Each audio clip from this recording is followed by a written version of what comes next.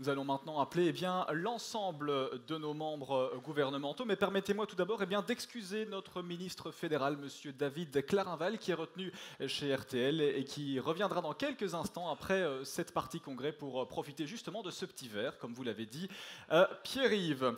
On accueille donc dans l'ordre Monsieur Mathieu Michel, secrétaire d'État à la digitalisation, à la simplification administrative et à la protection de la vie privée. Monsieur Willy Borsu, vice-président de la Wallonie et ministre de l'économie, du commerce extérieur ou encore de l'agriculture. Madame Valérie Debu, ministre wallonne de la fonction publique, du tourisme, du patrimoine et de la sécurité routière notamment. Monsieur Adrien Dolimon, ministre wallon des Finances, du budget, des aéroports et des infrastructures sportives. Madame Valérie Glatini, ministre en Fédération Wallonie-Bruxelles, en charge de l'enseignement supérieur, des hôpitaux universitaires, de la jeunesse ou encore des sports. Et puis Madame Isabelle Wickmans, ministre en communauté germanophone de la culture et des sports, de l'emploi et des médias.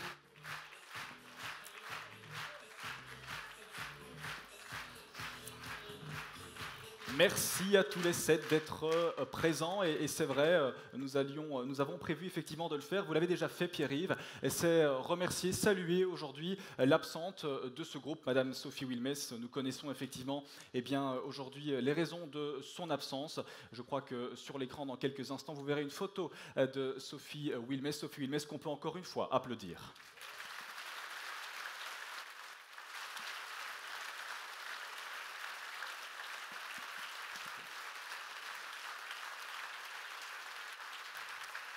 Et on va commencer avec une première question pour vous, Mathieu Michel. Combien d'emplois en 2030 dans la tech et le digital? Alors avant toute chose, j'aimerais bien dire à quel point je suis heureux d'être ici. Alors effectivement, on est un petit peu loin de Jeudeuil. J'ai appris effectivement à arpenter les couloirs du 1er mai il y a quelques années, en 82, 83, quand j'étais tout enfant. Voilà, ça fait vraiment plaisir de vous voir en vrai après ces quelques années de Covid. Alors effectivement, on l'a vu dans la première vidéo qui est passée sur l'évolution du travail, on le sait, l'impact de la digitalisation va être colossal, que ce soit en matière d'intelligence artificielle, de cybersécurité, de télétravail, d'impact sur ces vidéoconférences qu'on vit tous. L'impact va être colossal et elle va engendrer une mutation de la façon dont on envisage le travail, avec des jobs qui vont disparaître et puis d'autres qui vont se créer. Le solde sera positif, c'est une bonne nouvelle. Selon une étude d'Agoria, c'est près de 600 000, alors en fonction c'est 500 000, 600 000, 670 000 emplois qui vont se créer. C'est quelque chose d'essentiel.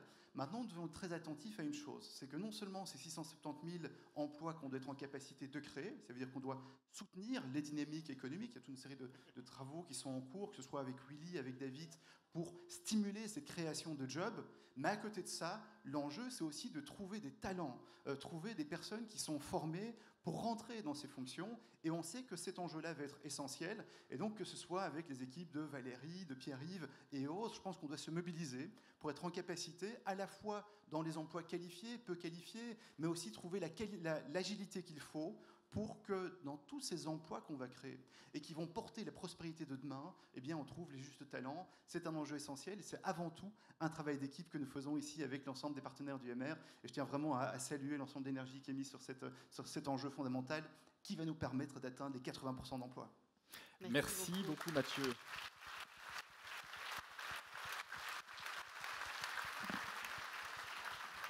Je me tourne vers vous, Monsieur Borsu. Vous avez récemment, je suis déjà vers vous, je n'ai même pas besoin de me tourner. Vous avez récemment présenté le plan de relance au niveau de la Wallonie. Concrètement, c'est une très bonne nouvelle pour l'emploi.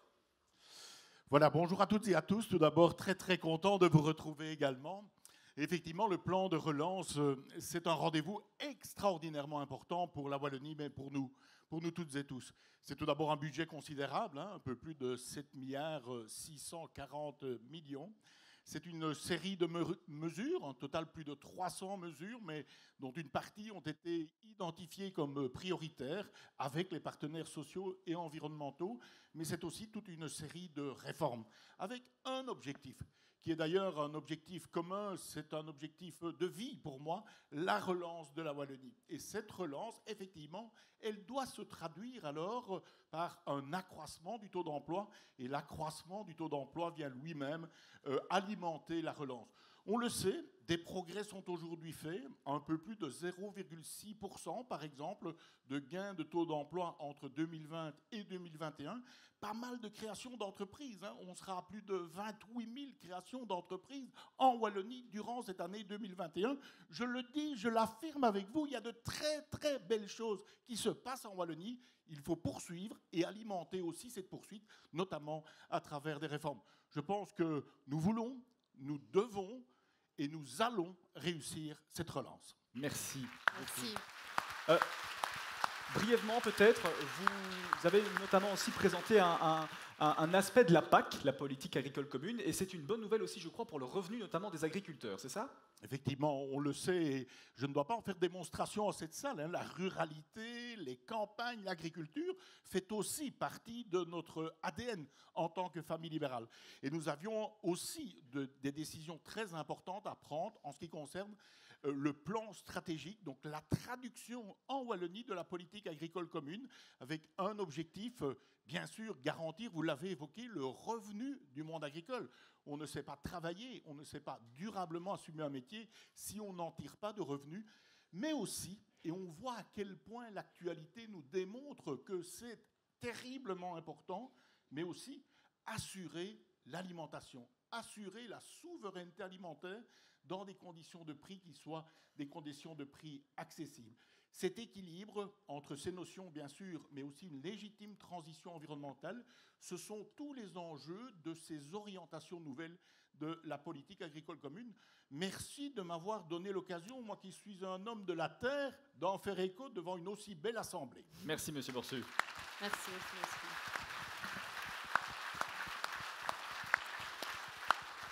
Alors, Adrien Dolimon, on connaît la situation budgétaire de la Wallonie. Quelques mots sur vos priorités en matière d'assainissement et surtout le lien avec l'emploi.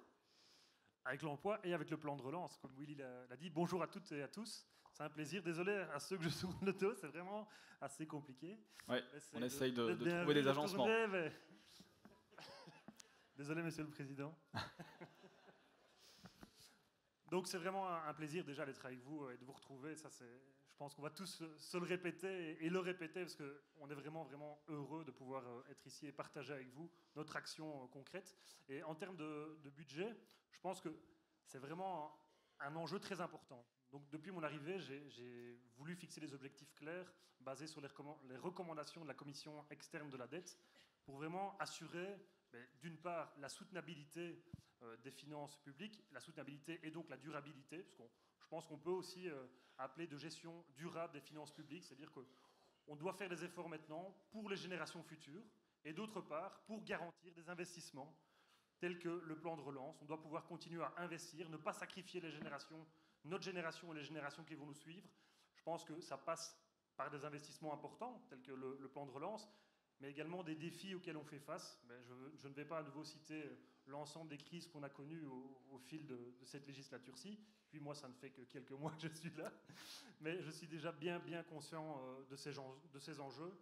Donc pour ça, on a matérialisé au niveau du gouvernement une note d'intention claire pour l'ensemble du gouvernement en termes de gestion de ses finances publiques, avec une vision long terme, avec un effort clair et soutenu en termes de gestion de l'endettement public pour inverser cette tendance. Parce que pour l'instant, vous avez bien signalé qu'on connaît tous la situation budgétaire, ça sous-entend qu'elle n'est pas simple, on en est tous conscients, je pense que c'est valable à tous les niveaux de pouvoir, mais si on a une action claire, déterminée, et je pense qu'on est tous déterminés à avancer dans ce sens-là, on va pouvoir infléchir cette courbe.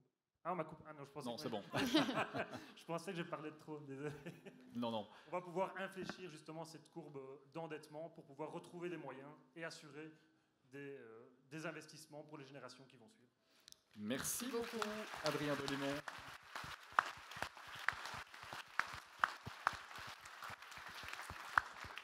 Valérie Debuste, avec la casquette et la compétence touristique que je vous interroge, aujourd'hui concrètement, le secteur touristique en Wallonie, ça représente combien d'emplois et surtout quels sont vos objectifs sur le sujet, notamment à l'horizon 2030 ? Voilà, bien, bonjour à toutes et tous. Et donc, je suis tellement heureuse aussi de vous retrouver que j'en suis sans voix. Donc, Pour le secteur touristique, Kassem, c'est 84 000 emplois, plus ou moins. Donc, c'est un secteur important sur le plan économique, qui est l'équivalent en volume d'emploi du secteur de la construction.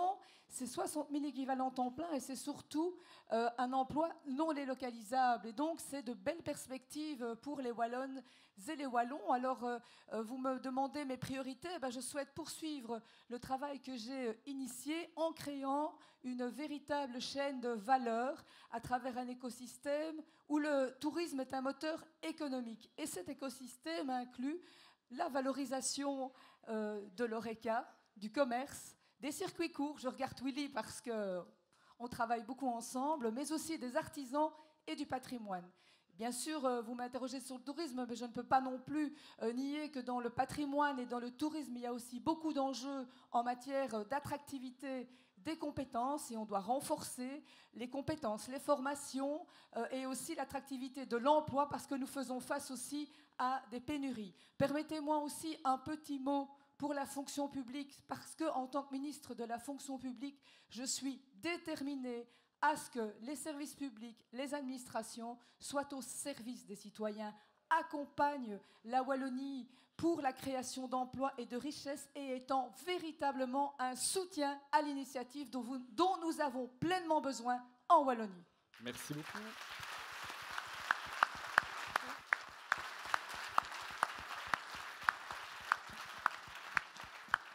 C'est à votre tour, Valérie.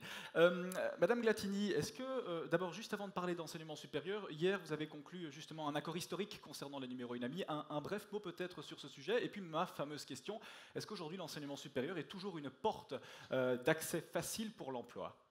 Bonjour à tous, je me réjouis de vous voir ici pour ce grand moment de chaleur humaine, de convivialité. Ça a été dit, mais qu'est-ce qu'on en avait besoin? Alors oui, on est très heureux avec le ministre-président, avec Pierre-Yves, d'avoir réussi à conclure un accord sur les numéros UNAMI. C'était très compliqué. Nous avions des balises claires, c'était donner davantage de numéros UNAMI parce que nous avons des besoins sur le terrain. Il fallait pouvoir objectiver ces besoins sur le terrain.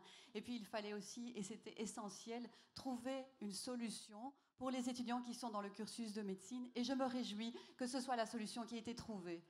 Alors évidemment, vous m'interrogez aussi sur quelles sont les priorités en matière d'enseignement supérieur et vous me demandez si l'enseignement supérieur, il joue toujours son rôle actuellement qui est crucial de mise à l'emploi. Et je vais vous répondre honnêtement parce qu'on s'est toujours dit la vérité.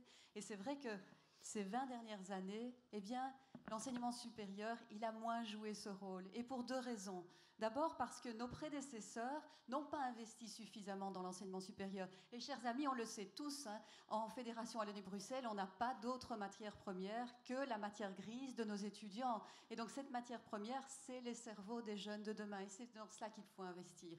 Et puis la deuxième raison, c'est aussi que, on le sait bien, mon prédécesseur a introduit un décret, le décret paysage, qui malheureusement fait glisser lentement mais sûrement les étudiants vers l'échec. Et donc c'est dramatique quand on connaît l'importance d'un diplôme de l'enseignement supérieur pour la mise à l'emploi, puisqu'il y a 90% des diplômés de l'enseignement supérieur qui ont un travail. Et donc on est en train d'inverser cette tendance. Depuis notre retour au gouvernement avec le ministre-président, on a investi massivement dans l'enseignement supérieur et on a aussi travaillé sur une réforme du décret paysage pour réintroduire des balises dans le parcours de l'étudiant pour réinscrire cet étudiant sur une trajectoire de réussite. Et donc on va continuer évidemment à travailler sur la question de la qualité de l'enseignement supérieur, à lutter contre la réussite automatique ou les diplômes au rabais. Donc voilà Kassem, je pense que tu auras compris qu'avec le MR au pouvoir, de retour en Fédération Wallonie-Bruxelles, eh bien l'excellence, ce n'est plus un gros mot. Merci Valérie.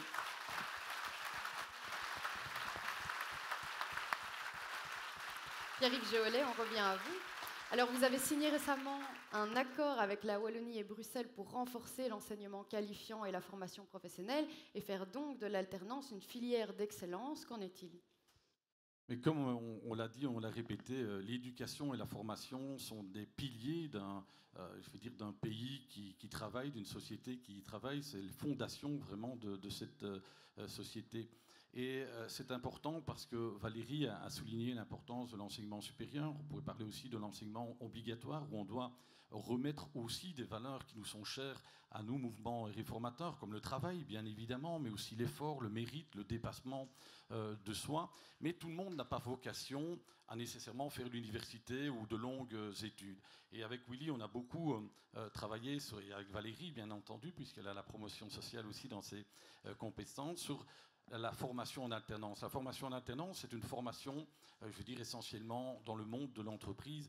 Et on a besoin aujourd'hui de métiers techniques, de métiers manuels, de métiers technologiques. On a besoin de qualifications pointues.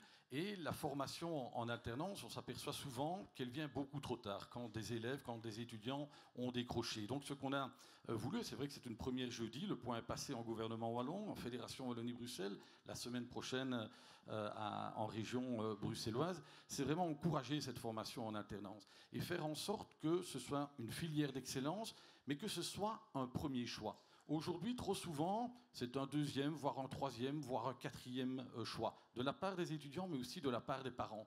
On doit pouvoir convaincre les jeunes, des apprenants, mais aussi les parents, de dire « faites le choix de l'alternance, ça va vous amener sur le marché du travail, ça va vous donner toute une série de débouchés ». Donc on va poursuivre nos efforts pour mettre en avant cette formation en alternance, qui est non seulement importante pour les apprenants, pour les jeunes, mais aussi pour les entreprises. Parce qu'on voit aujourd'hui que beaucoup d'entreprises, y compris des petites entreprises, ont beaucoup de mal à pouvoir accueillir de la main-d'œuvre qualifiée, formée. Il y a beaucoup de métiers en pénurie de main-d'œuvre en région wallonne et en région bruxelloise. Donc, je pense que la formation en alternance, c'est pour les jeunes et les apprenants, mais c'est aussi pour répondre à des besoins des entreprises.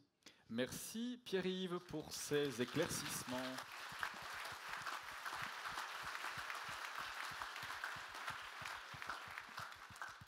Isabelle, je me tourne vers vous pour ce dernier tour de table. Vous êtes notamment ministre de l'Emploi en communauté germanophone. Est-ce que vous pourriez revenir sur l'état aujourd'hui de l'emploi au sein de votre territoire? Et puis alors aussi, que mettez-vous en œuvre concrètement pour amener les gens au travail? Oui, bien sûr. Bonjour à tout le monde. Donc, le taux de chômage en communauté germanophone n'a jamais été aussi bas actuellement. On a le taux de chômage des jeunes le plus bas de Belgique. Et en 2021, en communauté germanophone, notre taux d'emploi était de 78,8%. Donc on a... Voilà.